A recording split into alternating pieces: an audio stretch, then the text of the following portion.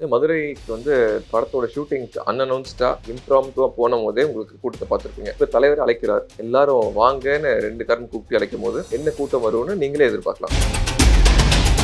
2026 தேர்தலுக்கு இது ஒரு துவக்கமாக இருக்க போது இதுலேருந்து தலைவர் பல ரூபத்தில் பார்க்க போறீங்க, பல மேடையில் பார்க்க போறீங்க, மக்களாக பார்க்க போறீங்க.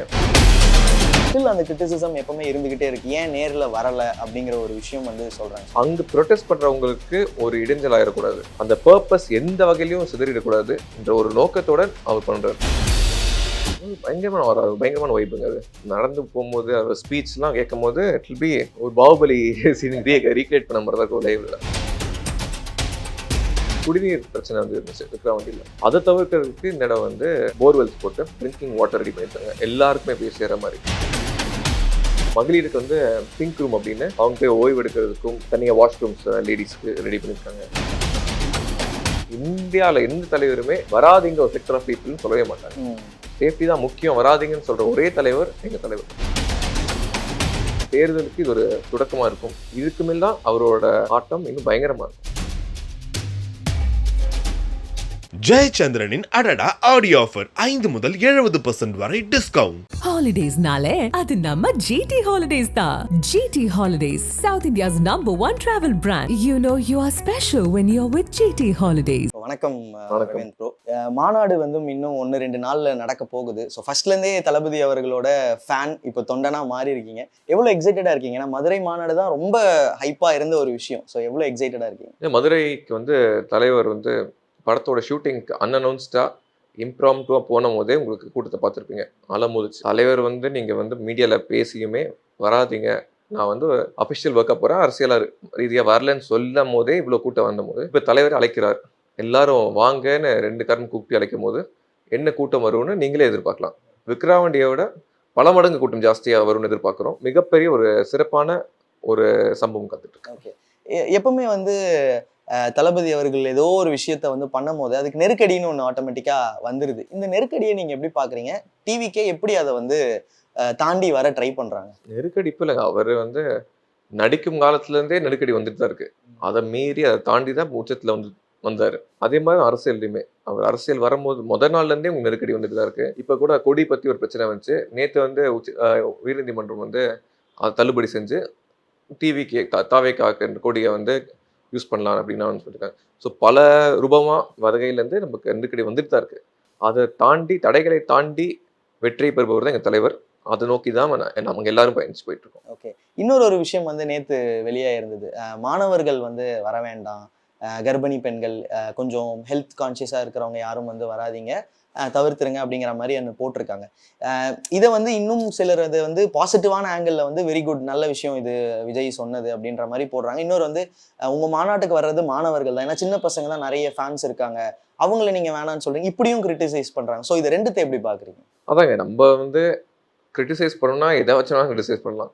இப்போ நேற்று முன்னாடி நீங்கள் பார்த்துருந்தீங்கன்னா குடும்பமாக ஒரு மாடு திடலில் பார்க்குறாங்கன்னா அதுக்கு நடக்கிற ஒரே கட்சி தமிழக வெற்றி கழகம் தான். அந்த அளவு ஒரு கனெக்ஷன், தலைவர் மேல இருக்க ஒரு ஈர்ப்பு, அவருக்கு மேல ஒரு பாசம் நாலதான் குடும்பம் ஒரு பிக்னிக் மாதிரி அந்த இடத்தையே பாக்குறாங்க. தலைவர் இங்கிருந்து பேச போறார் அப்படின்ற ஒரு ஆர்வம் இருக்குல்ல, அந்த ஆர்வம் தான் மற்றவங்களுக்கு பயமே. ஸோ இவர் சொன்னது அவங்களோட சேஃப்டி. ஏன்னா அவ்வளோ கூட்டத்தில் ஒரு குழந்தைங்களோ கர்ப்பிணி பெண்ணோ ஒரு முதியவரோ வந்தால் அந்த கூட்டத்தில் சிக்னல் உங்களுக்கு பெருசாக கிடைக்காத நேரத்தில் அவ்வளோ கூட்டத்தினால தொலைஞ்சு போயிட்டா கஷ்டம், அவங்களுக்கு இன்கன்வீனியன்ஸ் இருக்கும்.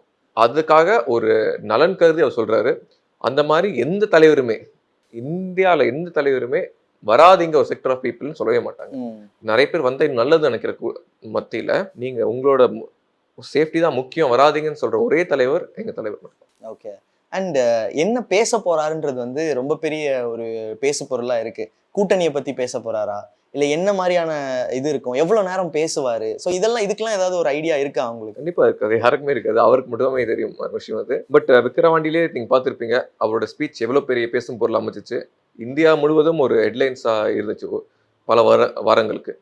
அதே மாதிரி கண்டிப்பாக ஒரு பேசும் பொருள் அமையும். எலெக்ஷன் தேர்தலுக்கு இது ஒரு தொடக்கமாக இருக்கும். இதுக்கு மேல் தான் அவரோட ஆட்டம் இன்னும் பயங்கரமாக இருக்கும். ஓகே, அண்ட் இந்த மாநாட்டுக்கு என்ன மாதிரியான ப்ரிப்பரேஷன்ஸ்லாம் போயிட்டு இருக்கு இன் டர்ம்ஸ் ஆஃப் சேஃப்டி நெசசிட்டியா நீங்க இருக்கு? பார்த்துட்டு இருப்பீங்க, லாஸ்ட் டைம் வந்து குடிநீர் பிரச்சனை வந்து இருந்துச்சு விக்ரவாண்டியில். அதை தவிர்க்கிறதுக்கு இந்த இடம் வந்து போர்வெல்ஸ் போட்டு ட்ரிங்கிங் வாட்டர் ரெடி பண்ணியிருக்காங்க, எல்லாருக்குமே போய் சேர மாதிரி. அது மட்டும் இல்லாமல் வாட்டர் பாட்டில்ஸ் கட்சியிலேருந்து சேர்ப்பாங்க. இன்ஃபேக்ட் எங்களை மாதிரி நிர்வாகிகளுமே வாட்டர் பாட்டில் நாங்கள் அரேஞ்ச் பண்ணிருக்கோம். நான் ஒரு 50,000 வாட்டர் பாட்டில்ஸ் அரேஞ்ச் பண்ணியிருக்கேன். ஸோ அந்த மாதிரி நிறைய பேர் அரேஞ்ச் பண்ணுறாங்க. மகளிருக்கு வந்து பிங்க் ரூம் அப்படின்னு அவங்க போய் ஓய்வு எடுக்கிறதுக்கும் இப்போ தனியாக வாஷ்ரூம்ஸ் லேடிஸ்க்கு ரெடி பண்ணியிருக்காங்க. ட்ரோன்ஸ் இப்போ எமர்ஜென்சி திடீர்னு ஒரு மெடிக்கல் சப்ளை திடீர்னு எமர்ஜென்சி தேவைப்படுதுன்னா ஒரு பாயிண்ட் இந்த பாயிண்ட் ட்ரோனில் போகக்கூடிய விஷயங்கள் இருக்குது. ஸோ அந்த மாதிரி விஷயங்கள் வந்து இன்னோவேட்டிவாக ப்ராக்ரெசிவான போயிட்டுருக்கு. அதே பழைய காலத்து அப்ரோச் இல்லாமல் டெக்னாலஜி யூஸ் பண்ணி என்ன பண்ணலாமோ அனைத்து விஷயம் பண்ணியிருக்காங்க. மற்ற கட்சிலாம் பார்த்தீங்கன்னா நீங்கள் தலைவருக்கு மட்டும் தான் முக்கியத்துவம் கொடுப்பாங்க, அவரோட சேஃப்டி அவரோட கம்ஃபர்ட். பட் தொண்டருக்கு ஒரு பொதுமக்களுக்கு முக்கியத்துவம் கொடுக்குற ஒரே கட்சி தமிழக வெற்றிக்கழகம். அண்ட் அடுத்து வந்து இந்த மக்கள் அப்படின்னு பார்க்கும்போது இதுக்கு வந்து ஒரு மினிமல் லிமிட் தான் வந்து கொடுத்துருக்காங்க. பட் விஜய் சார் வராரு, ஒரு தலைவராக வந்து நிற்க போறாரும் போது ஏராளம் பேர் வந்து, அதுவும் மதுரையில் அவரோட ஃபேன்ஸ் ரொம்பவே அதிகமாக இருப்பாங்க, பார்க்க வருவாங்க. இதை எப்படி சமாளிக்க போறாங்க? போன வாட்டியை விட பெரிய 2 மடங்கு பெரிய திடல் தான் ஏற்பாடு பண்ணியிருக்காங்க. பார்க்கிங் வசதியும் சரி, அங்கே இருக்க எல்லாமே மச் பிகர் தென் விக்ரவாண்டி. அதனால் கண்டிப்பாக அதை தாக்கு பிடிக்க முடியும். பவுன்சர்ஸ் அண்ட் வாலண்டியர்ஸ் வந்து ஏராளப்பட்ட பவுன்சர்ஸ் போட்டிருக்காங்க. தனி குழுக்கள் அமைச்சிருக்காங்க. உங்களுக்கு மகளிர் குழு, போக்குவரத்து குழு, மருத்துவ குழு, வழக்கறிஞர் குழுன்ற பல குழுக்கள் அமைச்சிருக்காங்க. எல்லாருமே ஒன்றா ஒரு குடும்பமாக இதை வந்து பெரிய ஒரு எங்களோட குடும்பத்தின் ஒரு விழாவை எடுத்து செய்கிறதுக்கு நான் தயாராக இருக்கேன். ஓகே, அடுத்து என்ன பேசுவார் அப்படின்னு நம்ம பேசிட்டு இருக்கும்போது கண்டிப்பாக கூட்டணி பற்றி பேசுவார் அப்படிங்கிற மாதிரி சிலர் சொல்கிறாங்க. ஸோ நாளைக்கு அதுக்கு ஒரு டைமென்ஷன் கிடைக்குமா? இது இப்படி கூட்டணி பற்றி பல மேடையில் பேசிட்டார், அவர் கிளாரிட்டியோட கொடுத்துட்டாரு. திருப்பி என்ன எதிர்பார்க்குறாங்கன்னு எனக்கு தெரியல. ஏன்னா கூட்டணி பற்றி தெளிவாக பல முறை பேசிவிட்டார். அவர் தலைமையில் எந்த கட்சி வந்து எங்கள் கொள்கையில் வராங்களோ கண்டிப்பாக ஏற்றுக்கிறது தமிழக வெற்றிக்கழகம் தயார் என்று பல முறை அவரே சொல்லியிருக்காரு. ஓகே, அண்ட் யூஸ்வலாக வந்து மக்களை நோக்கி ஒரு பயணம் அப்படின்றது வந்து விஜய் சார் வந்து பண்ணும்போது அதோட ஒரு மெட்டஃபரிக்கல் விஷயமா அந்த ஸ்டேஜில் வந்து ஒரு ரேம்ப் மாதிரி போட்டு ரொம்ப தூரத்துக்கு வந்து மக்களை போய் நேரடியாக சந்திக்கிற ஒரு விஷயம், உள்ளே இறங்கி பண்ண முடியலன்னா கூட அந்த ரேம்ப் மூலியமா பண்ணுற மாதிரி இருந்தது. இந்த முறை வந்து ரொம்ப பெரிய ஒரு ரேம்ப் ஒன்று போடுறாங்க, கிட்டத்தட்ட ரொம்ப தூரம் வந்து போயிட்டு வர மாதிரி இருக்கும்னு சொல்லியிருந்தாங்க. ஸோ அது எந்த அளவுக்கு இருக்கு? ஏன்னா மக்கள் வந்து எல்லாருமே அவரோட ஸ்பீச் பார்க்க அந்த ஆர்வத்தோட வராங்க. ஸோ அவரை க்ளோஸ்அப்பில் பார்க்கணுன்ற ஆசை பல பேர் இருக்கும். ஸ்டேஜ் ரொம்ப கொஞ்சம் தள்ளி இருக்கிறதுனால அவரே நேர வந்து மக்களிடம் செல் என்ற ஒரு கான்செப்ட்ல மக்களிடம் வந்து அவர் வந்து ஒரு ஹாய் சொல்லிட்டு வணக்கம் சொல்லிட்டு போவார். அவருக்கு ரொம்ப பிடிக்கும் அது. ஏன்னா மக்கள் நேரடியாக சந்திக்கிறது வந்து அவருக்கு ரொம்ப பிடிச்ச விஷயம். ஸோ நான் லாஸ்ட் டைம் மீட் பண்ணும்போது கூட அதை பற்றி ரொம்ப சொன்னார். எனக்கு ரொம்ப பிடிச்சிருந்துச்சு, மக்களை டேரக்டாக போய் சந்திச்சு ஒரு ஹாய் சொன்னது ரொம்ப பிடிச்சிருந்துச்சுன்னு சொன்னார் என்கிட்ட. ஸோ அதுதான் திருப்பி இன்னும் பெரிய ரேம்பாக கிரியேட் போட்டிருக்காங்க. ஓகே, இப்போ நீங்கள் அங்கே பர்சனலாக பார்த்துருப்பீங்கல்ல, இவ்வளோ பெரிய க்ரௌட் வந்து இவ்வளோ ஆரவாரமாக இருக்குது அப்படின்னும் போது உங்களுக்கு பர்சனலாக எப்படி இருக்கும் அந்த இடத்துல நீங்கள் பார்க்கும்போது? பயங்கரமான வைப்புங்க அது.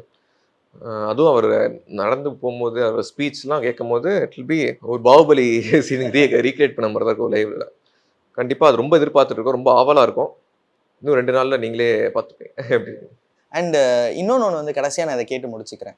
ஒரு மிகப்பெரிய கிரிட்டிசிசம் வைக்கப்படுது அப்படின்னா விஜய் சார் வந்து ஒர்க் ஃப்ரம் ஹோம்ன்ற மாதிரி இந்த ஒரு விஷயம் வந்து போயிட்டு இருக்கு. எங்கேயுமே டைரக்டாக இறங்க மாட்டாரு. இப்போ கூட இந்த தூய்மை பணியாளர்கள் வரும்போது நிறைய ரீசன் சொல்றாங்க, அவங்க தான் வர வேணான்னு சொன்னாங்க, அவங்க வந்து மீட் பண்ணிக்கிறேன்ற மாதிரி சொன்னாங்க. பட் ஸ்டில் அந்த கிரிட்டிசிசம் எப்பவுமே இருந்துகிட்டே இருக்கு, ஏன் நேரில் வரல அப்படிங்கிற ஒரு விஷயம் வந்து சொல்றாங்க. ஸோ அதை நீங்க எப்படி பாக்குறீங்க? பல விஷயங்களுக்கு அவர் நேரில் போயிட்டு தான் இருக்காரு.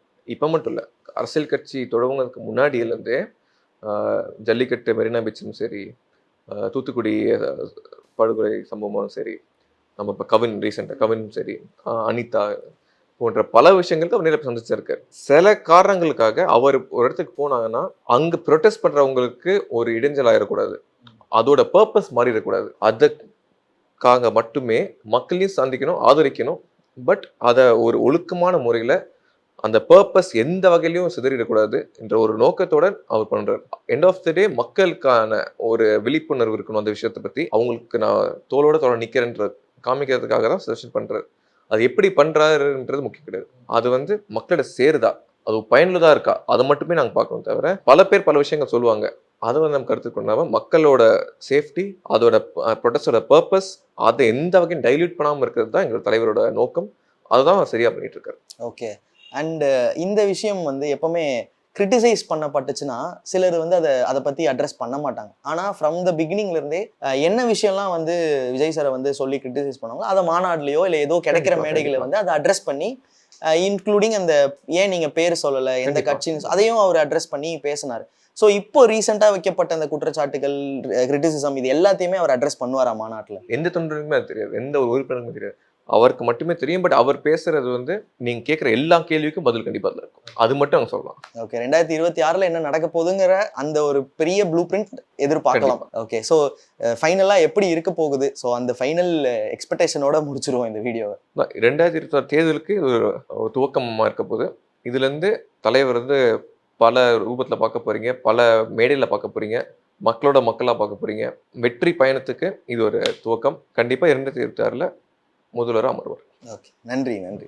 ஜெயச்சந்திரனின் அடடா ஆடியோ ஆஃபர் 5 முதல் 70% வரை டிஸ்கவுண்ட். Holidays-நாலே அது நம்ம GT Holidays தான். GT Holidays, South India's #1 travel brand. You know you are special when you're with GT Holidays.